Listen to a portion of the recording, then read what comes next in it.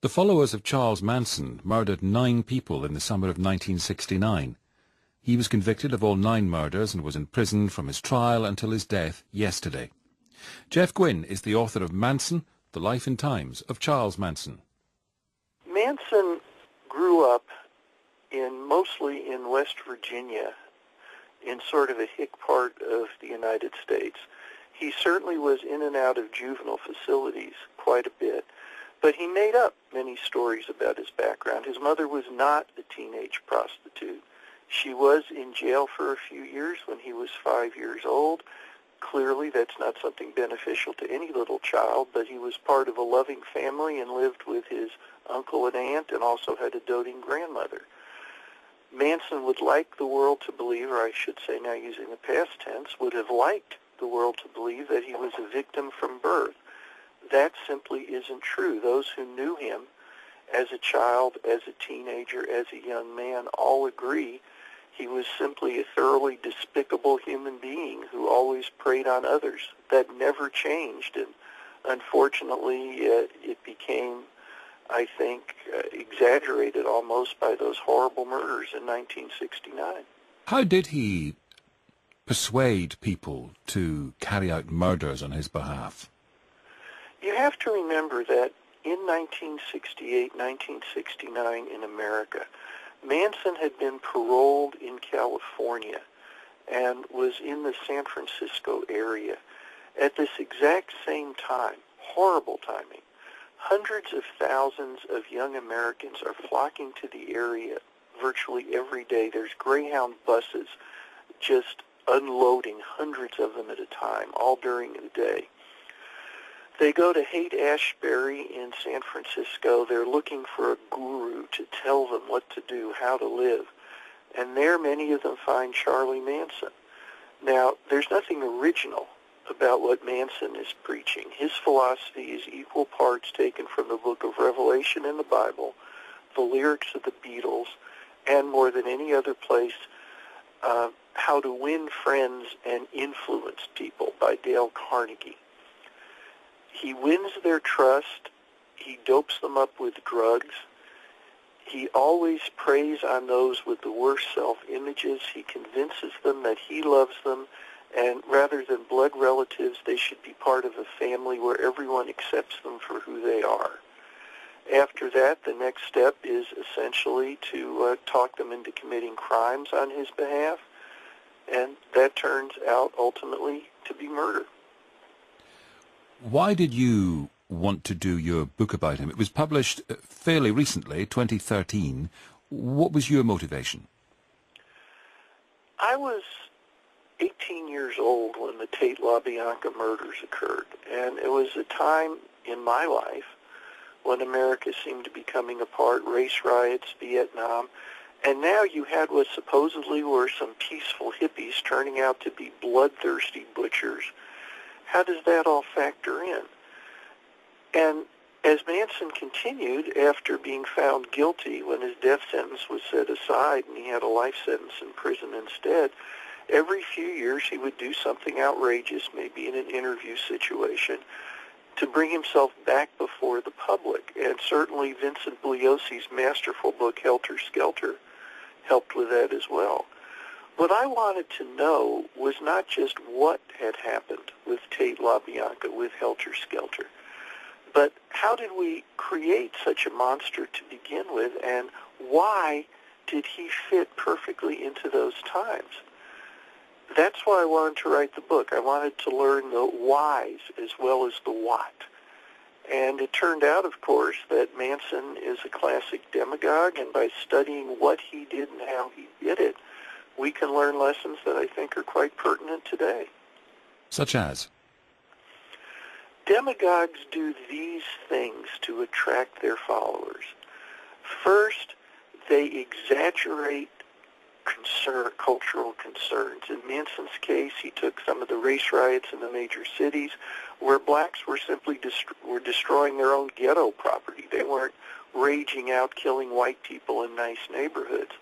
But Manson could take this violence and exaggerate it to the point where everyone he talked to would be getting the sense that any minute now a Black Panther was probably going to be killing you right after he got through raping your wife and your mother. Demagogues exaggerate social problems. That's the first thing. The second thing they do is they announce, I'm the only one that can solve this problem. That's how they get the followers. You've got to come with me. I'm the only one who can save you. Then they try to isolate their followers from hearing conflicting opinions, either by shutting out the media or, as in Manson's case, taking your followers to isolated places, ranches or Death Valley, where the only voice they can hear is your own. And finally, demagogues convince their followers this is a matter of us against them. We're the good people. Anyone who's not with us is evil and the enemy. Manson did all these things, and it's classic. If we learn that, if we think about that, maybe we can apply it to the demagogues who've come since. What kind of contact did you have with Charles Manson? He had lost his visitor privileges for any number of things he'd done as a prisoner.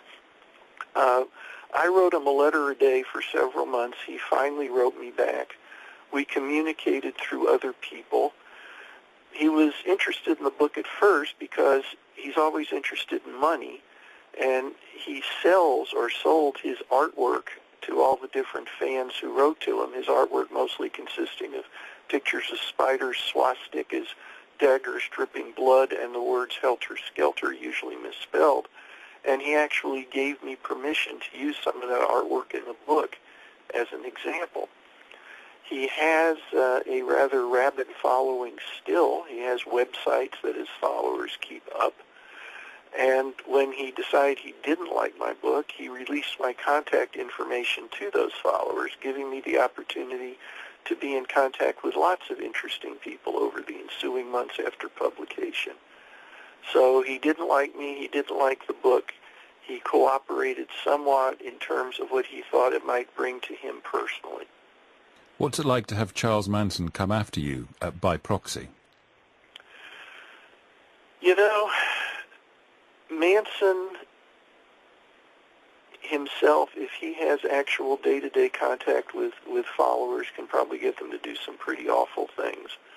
In this day and age, as I think you or anybody who's in the public eye know, the folks who send you the nasty, threatening emails are never the ones you have to worry about. Ultimately, I wasn't that worried, though. Of course, I could still be mistaken, but no. Once you understand Manson, that he doesn't have any grand mystical powers, that he's simply a blue-collar manipulative thug, or rather was, if you can get him in perspective, suddenly, as an individual, he's not frightening anymore. What he represents scares the hell out of me. The fact that people can be so easily manipulated. You've struggled with the correct tense a few times in our conversation. Can you believe he's dead? I have to tell you, I think the only way, I used to think the only way Charlie would die would be with a stake through the heart. He's had all these health scares before. He smokes like a chimney. The people who've known him since childhood can't believe that he wasn't carried away by lung cancer 30, 40 years ago. He's going to remain a cultural icon at least for another generation or so. That's because he had so many years to establish himself into our thoughts, into our culture. If he had been executed as scheduled a few years after Tate LaBianca, I think by now he would have been mostly forgotten. But instead he was able to stay, he was able to keep re-emphasizing his presence, so that's going to last a while longer. Is he an advertisement for the death penalty, do you think?